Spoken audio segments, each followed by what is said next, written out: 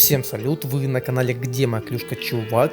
Завершился 4-й день чемпионата мира по хоккею. Словакия, Норвегия, Германия. Кто же принесет нам главную сенсацию сегодняшнего дня? У нас было все. Открытый хоккей, камбэки, множество заброшенных шайб и многое другое. Давайте же скорее разберем эти матчи, погнали. Но перед этим у меня к вам огромная просьба поставить лайк на это видео, а также подписаться на телеграм-канал, где каждый день выходит максимально оперативная информация, какие-то мои рассуждения, интересные викторины и опросы на тему хоккея. Ссылка в описании, а QR-код на вашем экране. Если хотите поддержать или отблагодарить меня, вы это можете сделать по второй ссылке в описании или по QR-коду слева на вашем экране. Большое вам спасибо, только с вашей поддержкой я смогу продолжать вести этот канал, ведь на нем пока нет ни единой рекламы. Сегодня были сыграны следующие матчи: Норвегия, Финляндия, США, Словакия, Германия, Швеция и Швейцария, Чехия. Первым на очереди у нас матч Норвегия-Финляндия. Да, в этом матче есть ярко выраженный фаворит и команда-аутсайдер. К тому же сборные довольно часто играют между собой. Начиная с 2008 года сборная Финляндии выиграла у Норвегии 10 матчей подряд. Тоже ждать от сегодняшнего противостояния. Вот только вчера финны просто проехались катком по сборной Великобритании 8-0. Но несмотря на все это, я жду интересного поединка, так как норвежцы неплохо смотрелись в предыдущих своих матчах на этом ЧМ. Хоть и проиграли, давайте же скорее посмотрим. Счет открыла сборная Финляндии. После удаления Викингстада шайбу забросил Оливер Капанен. А под занавес периода финны удвоили преимущество. Отличился Арту Нугу, который совсем недавно подписал контракт с Далласом. Мне интересно, что оба гола снова пришли из наброса от синей линии.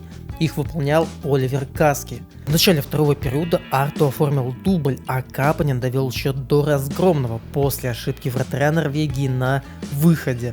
Норвегия отыграла одну шайбу, это сделал Крокдал. Он убежал 1 на 1 и переиграл Сятери. Но на этом все. 1-4 довольно уверенная победа финнов. Статистика по броскам у вас на экране. Лучшим игроком мы признаем Нугу. Поздравляем его с дублем, а Норвегия, думаю, уже теряет все шансы на попадание в плей-офф. Да, они были и так невелики, но они были. Финны пока занимают промежуточное первое место, набрав отличную форму, двигаются планомерно в плей-офф. Дальше, как по мне, самый интересный матч этого игрового дня – США-Словакия. После не самого удачного старта ЧМ сборная США реабилитировалась, обыграв Германию. Да нет, не обыграв, а даже уничтожив. Счет был 6-1.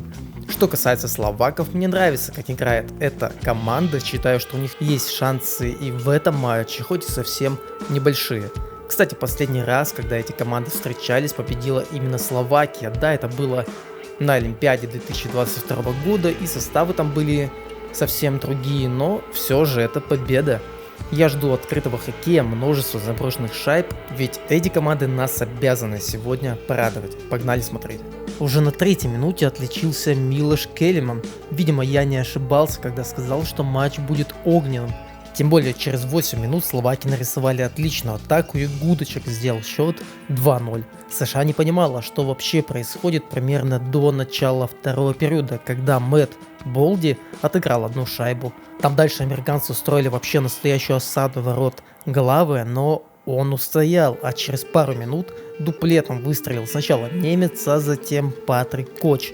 Вау, 4-1 в пользу сборной Словакии. Неделькович, который встал в ворота на этом ЧМ впервые, провалился.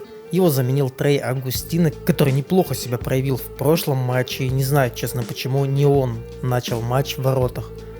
Шейн Пинто сделал счет 4-2, а дальше броски, но все безуспешно, хотел я сказать.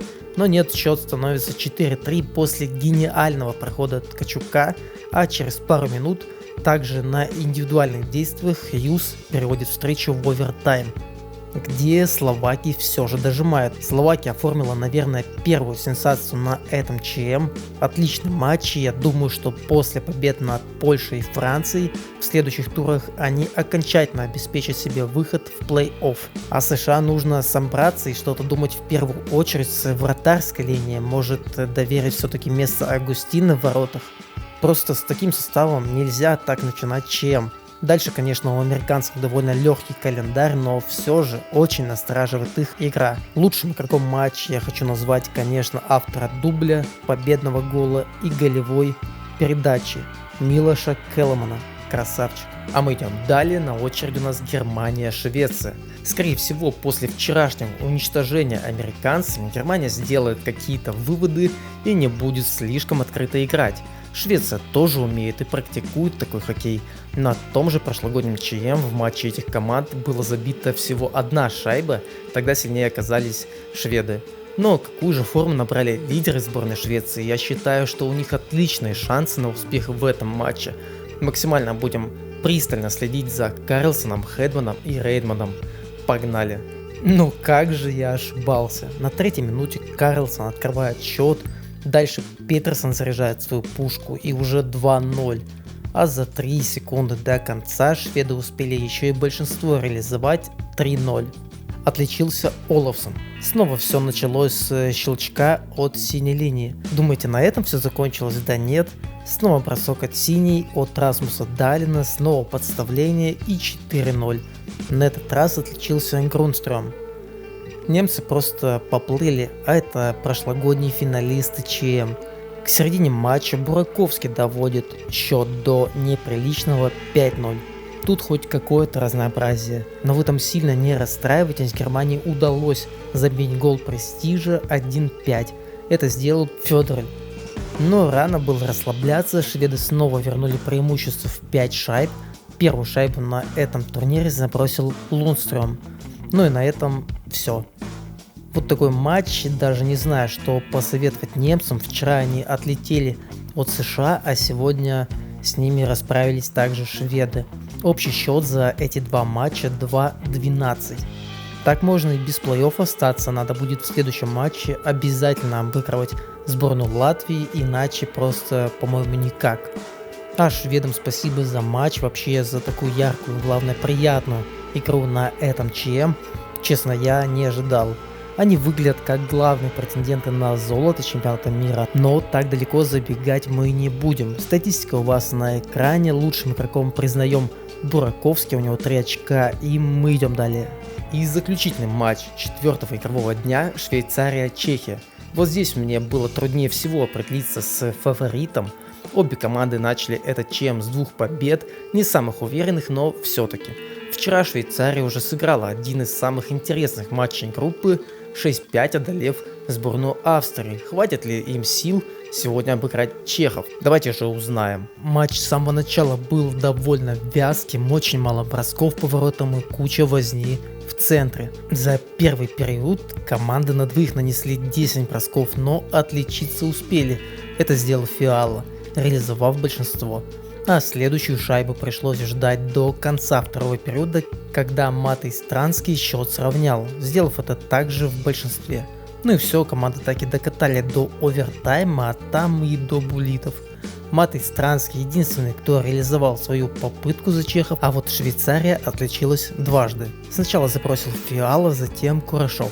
2-1 победа Швейцарии по буллитам. Чехи все-таки очень вязкая команда, смотреть, прямо скажу, тяжело. Это был матч за лидерство в группе. Сборная Швейцарии красавчики на ЧМ. Мало кто играет так плотно, так цепко и в то же время очень аккуратно, как чехи. Поэтому всем соперникам с ними очень тяжело. Лучшим игроком матча, да пожалуй, назову я Фиалу за гол в основное время и реализованный буллит.